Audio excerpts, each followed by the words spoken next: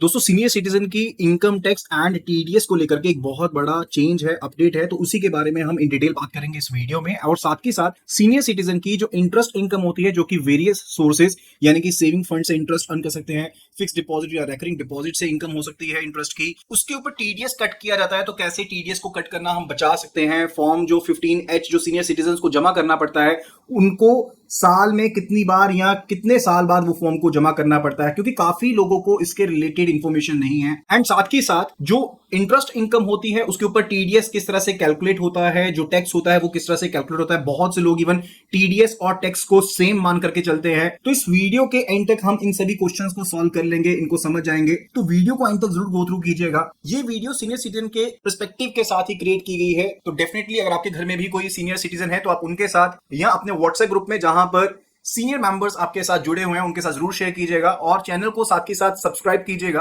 Bell icon को click कीजिएगा ताकि जब भी हम कोई नई वीडियो अपलोड करें आपको उसका नोटिफिकेशन मिल पाए। तो चलिए इस वीडियो को शुरू करते हैं। सबसे पहले हम जाने थे कि इस वीडियो में हम क्या क्या चीजों के बारे में इन प्रॉपर बात करने वाले हैं। तो इंटरेस्ट पर टीडीएस या इनकम टैक्स कब लगता है और कितना लगता है, कैसे कैलकुलेशन की जाती है, इनकम टैक्स और टीडीएस डिफरेंट है तो कैसे डिफरेंट है, फॉर्म 15H कब जमा करवाना होता है। तो इस वीडियो को एंड तक जरूर गो थ्रू कीजिए। एंड जो लेटेस्ट अपडेट है सीनियर सिटीजन के टीडीएस एंड इंटरेस्ट टैक्स को लेकर के, उसके बारे में भी आपको डिटेल हम प्रोवाइड करेंगे। So this video is particularly related to senior citizen income tax and for the interest TDS rules 2024। As I just told you कि जो सीनियर सिटीजन हैं उनको जो टैक्स लगेगा, इनकम टैक्स लगेगा, वो उनकी सेविंग फंड अकाउंट से जो इनकम हो सकती है, इंटरेस्ट की इनकम हो सकती है, वहां से लग सकता है। इसके अलावा फिक्स डिपॉजिट से जो इंटरेस्ट अर्न कर रहे हैं वहां से लग सकता है, या रेकरिंग डिपॉजिट या पोस्ट ऑफिस में एफडी है उसके ऊपर आपको टैक्स पे करना पड़ सकता है। लेकिन टैक्स एंड टीडीएस दोनों डिफरेंट चीजें हैं। टीडीएस का मतलब होता है टैक्स डिडक्टेड एट सोर्स, यानी कि चाहे आप इनकम टैक्स अपना भर रहे हैं या नहीं भर रहे हैं, यहां पर कुछ एक थ्रेशोल्ड अमाउंट लगा दिया गया है कि अगर आपकी इंटरेस्ट इनकम उस पर्टिकुलर अमाउंट से ज्यादा होती है तो आपको टीडीएस पे करना होगा, और टीडीएस पे करने के बाद का ही अमाउंट आपको पे किया जाएगा।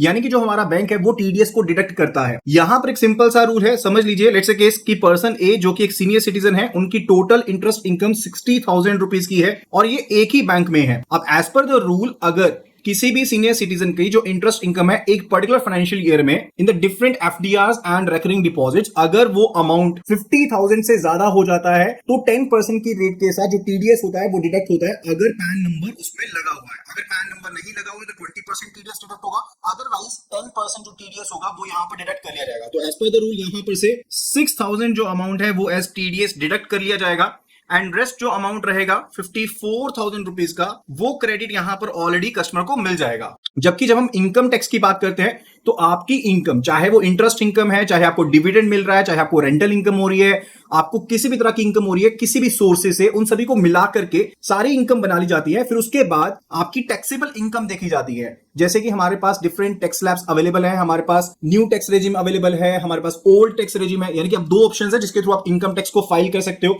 तो आपको सिलेक्ट करना होता है कि आप कौन सी टैक्स रेजिम को सिलेक्ट करना चाहते हो। जैसे कि नई टैक्स रेजिम के हिसाब से 3 लाख तक कोई भी टैक्स नहीं है, 3 से 6 लाख में 5% टैक्स है, उसके बाद 20% टैक्स है 9 लाख तक, एंड सो ऑन, राइट। तो अगर किसी पर्सन की जो इनकम है वो वेरियस सोर्सेज से टैक्सेबल इनकम के दायरे में आती है तो उस टैक्स स्लैब के हिसाब से उनका जो टैक्स होगा वो डिडक्ट किया जाएगा। एक एग्जांपल के थ्रू इसको समझते हैं तो ज्यादा बेटर वे में आप इसको समझ पाएंगे। फिर से हम यहां पर सेम ही पर्सन का एग्जांपल लेते हैं। पर्सन है जो कि एक सीनियर सिटीजन है, इनकी एज यहां पर 64 इयर्स की है। हम ऐसा यहां पर एज्यूम कर लेते हैं। लेट्स से द केस की इनकी अदर सोर्सेज से जो टोटल इनकम है वो 8 लाख रुपए की है, and let's say the case की पीएनबी बैंक में इन्होंने अपनी एफडीआर करवा रखी है, एंड उसके ऊपर जो टोटल इंटरेस्ट इनको मिला है वो 60,000 रुपीज का टोटल इंटरेस्ट इनको मिला। इसके अलावा इनकी कोई और इनकम यहाँ पर नहीं है, राइट। तो as per the rule, as I told you, ये पर्सन सीनियर सिटीजन है तो यहाँ पर 50,000 से ज्यादा इनको इंटरेस्ट मिला एक फाइनेंशियल ईयर में, तो यहाँ पर 6,000 का जो पर्टिकुलर टीडीएस था वो डिडक्ट हो जाएगा, एंड 54,000 जो है वो यहाँ पर नेट इंटरेस्ट अमाउंट इनको मिल गया है, ठीक है। तो अब यहां पर ये जो 6,000 डिडक्ट हुआ था,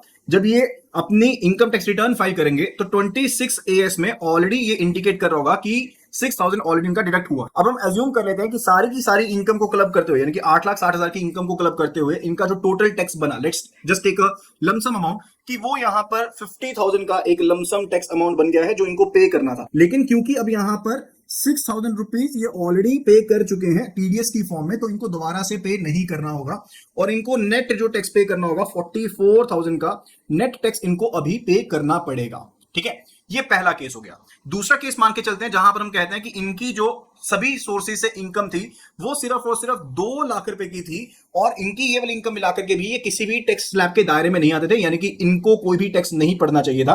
तो उसके केस में क्योंकि अब यहां पर इनका नील टैक्स बनता था, सेकंड केस की बात कर रहे हैं तो यहां पर इनका कोई भी टैक्स नहीं बनता था, नील टैक्स बनता था।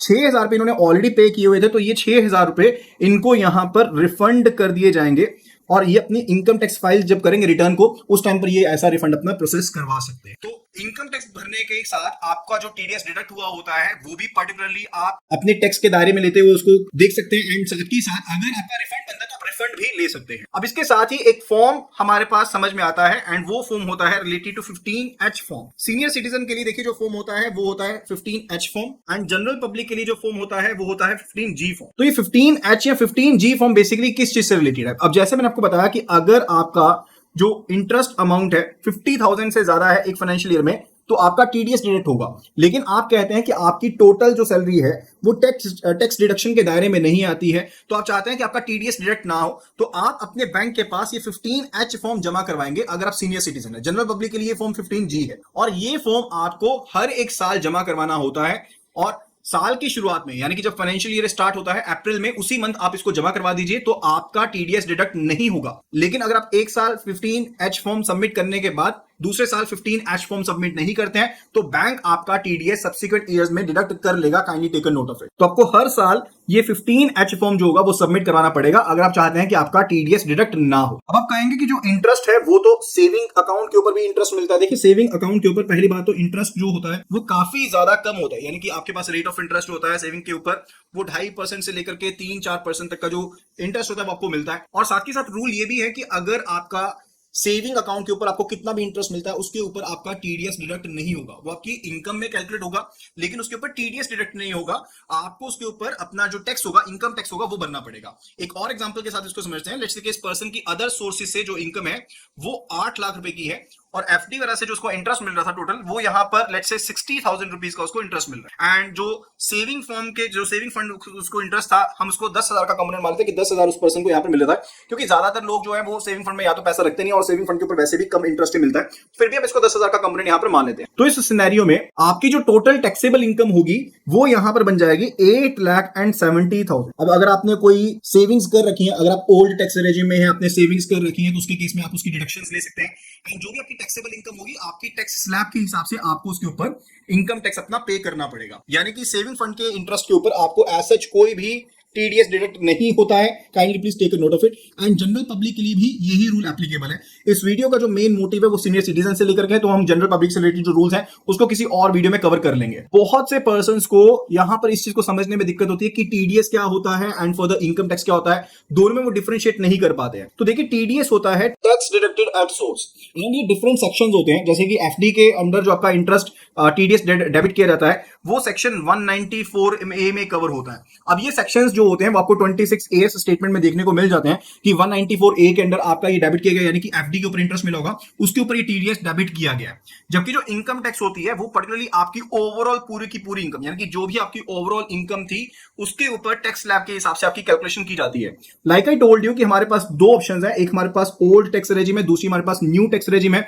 अब उसके हिसाब से आप सिलेक्ट करते हैं, दोनों में से एक ऑप्शन को सिलेक्ट करते हैं एंड उसके अकॉर्डिंग आपका जो ओवरऑल इनकम होती है उसके ऊपर आपको इनकम टैक्स पे करना पड़ता है। पुरानी टैक्स रेजिम के हिसाब से 5 लाख कोई भी टैक्स नहीं है और नई टैक्स रेजिम के हिसाब से 3 लाख तक कोई भी टैक्स नहीं है। दोनों के अपने अपने बेनिफिट हैं, जैसे कि नई टैक्स रेजिम में 7 लाख तक वैसे देखें तो कोई भी टैक्स आपका नहीं लगता है एंड फर्दर लेकिन उसमें डिडक्शंस अवेलेबल नहीं है। तो आप उन दोनों चीजों को कंपैरिजन कर सकते हैं। इसके रिलेटेड भी वीडियो मैं जल्दी अपलोड कर दूंगा तो आपको सभी चीजें वहीं पर क्लियर हो जाएंगी। ठीक है, तो टीडीएस जो होता है वो आपका मौके पर जो पैसा कट किया गया, यानी कि आपको पैसा पे करने से पहले क्या गया उसको टीडीएस कहते हैं। जबकि इनकम टैक्स की बात करें तो आपकी ओवरऑल इनकम के ऊपर, यानी कि एक पर्टिकुलर फाइनेंशियल ईयर में आपकी जितनी भी ओवरऑल इनकम हुई, चाहे वो आपकी इंटरेस्ट इनकम हुई या किसी भी सोर्स से इनकम हुई, तो आपकी टैक्स स्लैब के हिसाब से आपके ऊपर जो इनकम टैक्स होगा वो आपको पे करना पड़ेगा, एक्चुअली द इनकम टैक्स। तो इस पर्टिकुलर चीज के बारे में आपको ऑलरेडी मैं बता चुका हूं कि सेविंग अकाउंट इंटरेस्ट के ऊपर कोई भी आपको टीडीएस डेबिट नहीं करना पड़ेगा। अगर आपकी अदरवाइज इनकम 9 लाख की है एंड आपको सेविंग के ऊपर जो है 10,000 पे आपको इंटरेस्ट मिल रहा है, तो आपकी टोटल इनकम जो कैलकुलेट होगी वो 9.10 लाख हो जाएगी। एंड जो भी आप टैक्स स्लैब में आ रहे होंगे उसके अकॉर्डिंग आपको यहाँ पर इनकम टैक्स पे करना पड़ेगा, टीडीएस आपका यहाँ पर डिडक्ट नहीं होगा। फिर उसके बाद बात आती है related to the section 80 TTB. देखिए ध्यान से समझिएगा, अगर हम ओल्ड टैक्स रेजिम की बात करते हैं तो सीनियर सिटीजन के लिए उस केस में एक पर्टिकुलर रूल था जहां पर सीनियर सिटीजन जो भी वो इंटरेस्ट मिल रहा है डिफरेंट सोर्सेज से, उसके ऊपर वो बेनिफिट ले सकते थे। बेनिफिट किस चीज का? कि उनको 50,000 की जो डिडक्शन थी वो मिल जाती थी। अब सपोज कर लीजिए कि सभी सोर्सेज से, जैसे कि यहां पर एग्जांपल में भी लिया गया कि इनकम फ्रॉम डिपॉजिट इंटरेस्ट जो 55,000, 57,000, 49,000 का है, तो लेट्स से केस कि अगर हम टोटल यहां पर इंटरेस्ट इनकम ले लेते हैं कि हमारा टोटल बन गया 1,60,000 का टोटल हमारा यहां पर इंटरेस्ट बन गया, तो ओल्ड टैक्स रेजिम के हिसाब से 50,000 रुपीज की आपको डिडक्शन मिल जाती थी और आपकी जो टैक्सेबल इनकम इंटरेस्ट में से काउंट होगी वो सिर्फ और सिर्फ 1,10,000 ही काउंट होगी एंड 50,000 ये जो था वो आपको डिडक्शन के रूप में मिल गया। लेकिन नई टैक्स रेजिम के हिसाब से 80 टीटीबी का जो बेनिफिट है वो आपको अवेलेबल नहीं रहता है। Kindly please take a note of it.